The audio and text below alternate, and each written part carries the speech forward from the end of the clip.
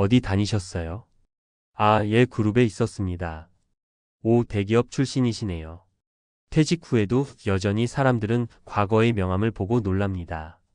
하지만 그 말 속에는 묘한 공허함이 숨어 있습니다. 과거는 과거일 뿐, 오늘 내가 어떻게 살아가느냐는 전혀 다른 문제니까요. 퇴직하면 뭔가 안정된 삶이 기다리고 있을 줄 알았습니다. 월급은 끊기지만 그래도 사회적 신분이 어느 정도 유지되겠지 싶었죠. 그런데 현실은 다릅니다. 재취업을 하려 해도 나이 때문에 번번이 고배를 마시고 결국 선택지는 몇 가지밖에 남지 않더군요. 건물 청소, 주차 관리, 경비, 택배 다 정직하고 필요한 일이지만 과거의 나와는 너무 멀게 느껴지는 일입니다. 이제는 솔직해질 때입니다. 대기업 출신이라는 타이틀이 퇴직 후에도 나를 지켜줄 거라는 환상은 내려놔야 합니다. 지금부터는 퇴직 이후의 삶이라는 새로운 인생 설계서를 써야 하니까요.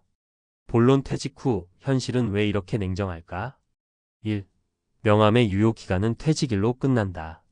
기업에서 잘 나가던 부장님도 상무님도 정년 혹은 희망퇴직과 함께 사회에서는 이전 직장인으로 분류됩니다. 문제는 이직 시장에서의 평가는 다릅니다. 연차가 너무 높으셔서 저희는 부담스럽습니다. 젊은 팀원들과 소통이 어려울 수 있어요. 대기업 출신이면 눈이 높으실 텐데 실력이나 경력보다 나이와 과거의 직함이 오히려 발목을 잡는 경우가 많습니다.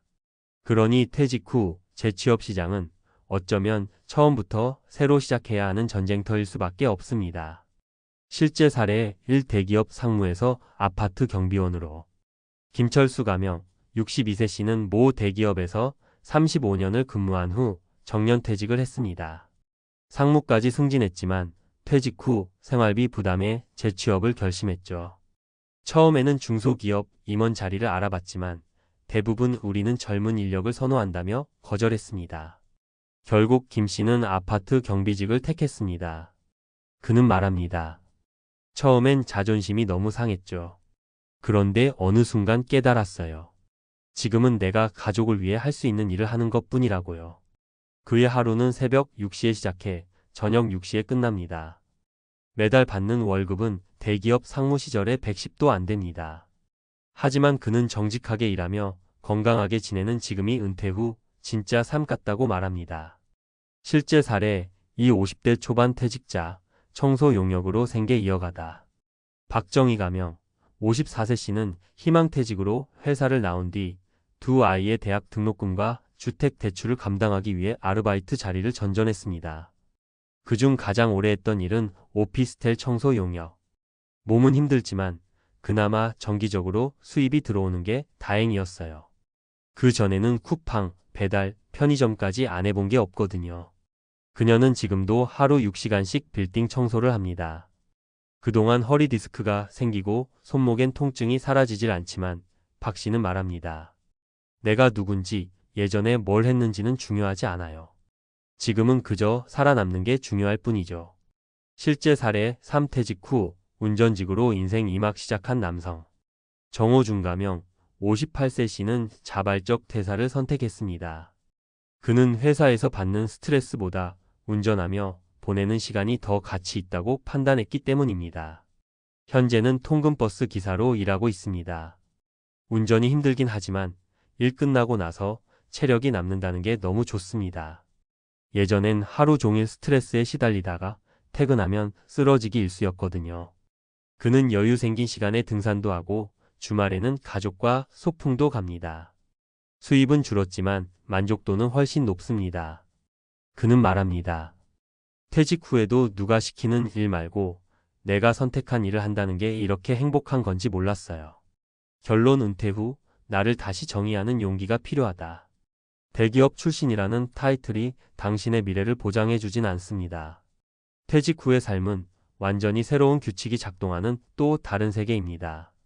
그러니 퇴직을 앞두고 있다면 지금부터 준비해야 합니다. 준비 체크리스트. 경제적 준비 퇴직 후에도 최소한의 고정 수입이 유지될 수 있도록 연금, 배당, 부업 등을 점검하세요. 심리적 준비 나이 든 자신이 사회적으로 무용지물이 아니라는 자기 확신이 필요합니다. 직업적 준비 체력과 성격에 맞는 일거리를 미리 탐색해 보세요.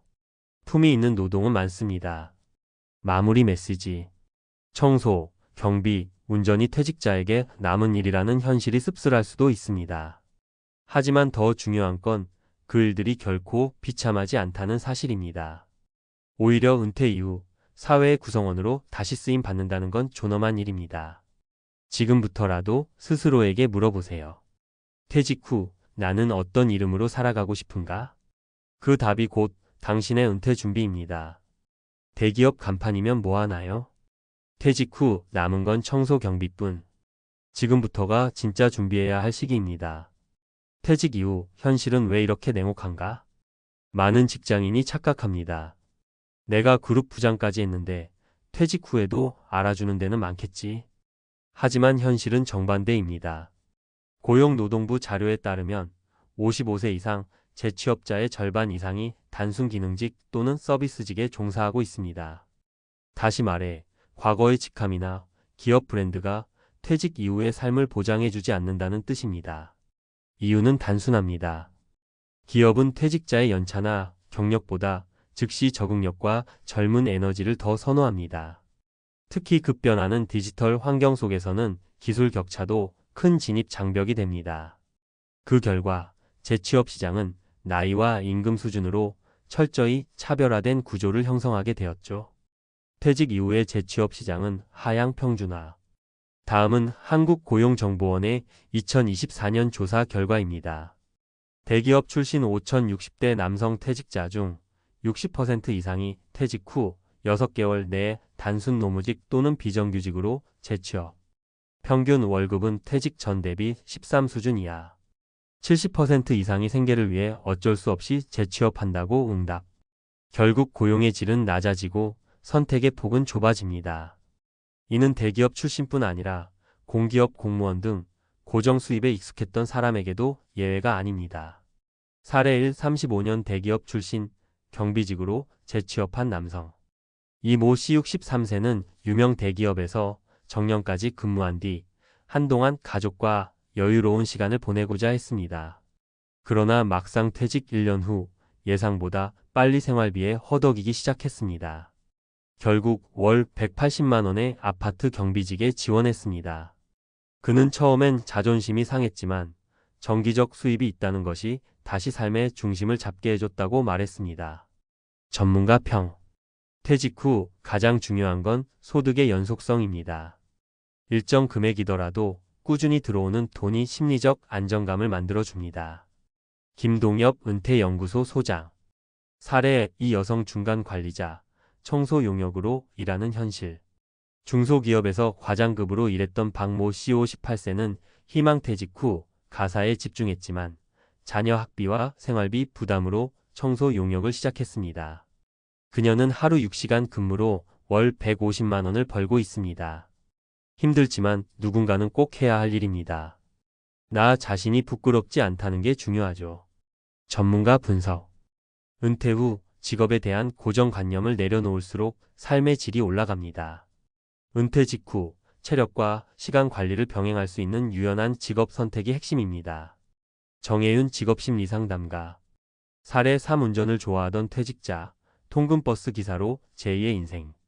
자동차 관련 기업에서 기술직으로 일하다 퇴직한 최모 씨 59세는 자격증을 취득한 후 통근버스 운전직에 재취업했습니다.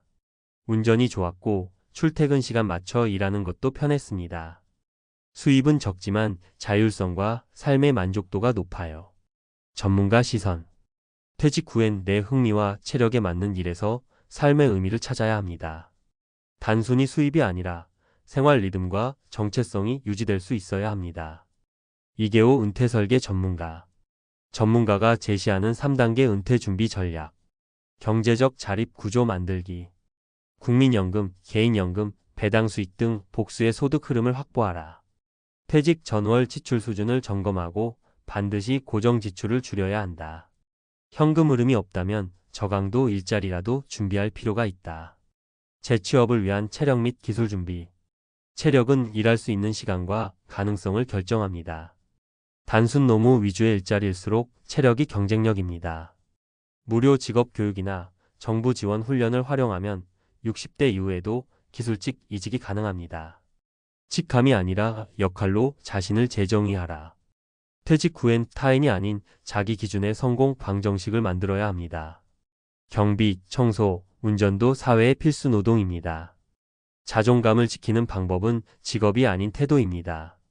내가 사회에 어떤 도움을 줄 수 있는가를 중심으로 재정립하는 과정이 필요합니다. 결론 진짜 준비는 은퇴 이후를 향한 전략적 사고다. 대기업 간판은 더 이상 삶의 보호막이 아닙니다. 명함은 사라지고 퇴직금도 빠르게 줄어듭니다. 남은 것은 몸과 마음, 그리고 앞으로 30년을 살아갈 생존 전략입니다. 누구에게나 은퇴는 옵니다. 하지만 누구나 준비되어 있는 것은 아닙니다. 지금이야말로 나의 퇴직 후 삶을 제대로 설계해야 할 때입니다. 과거의 내가 아니라 앞으로의 내가 누구인지가 중요합니다.